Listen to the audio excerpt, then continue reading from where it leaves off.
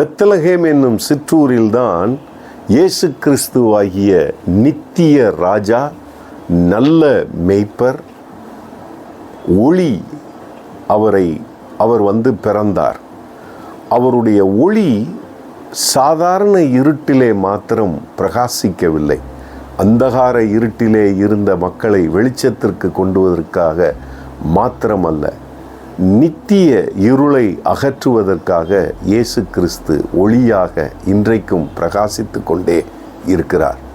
அது சிறிய ஊர்களுக்கு மாத்திரமல்ல, ஏன் மணிலாவிலே இருக்கிற மிகப்பெரிய சேரி பகுதியிலேயும் இயேசு கிறிஸ்து ஒளியாக பிரகாசித்து கொண்டிருக்கிறார்.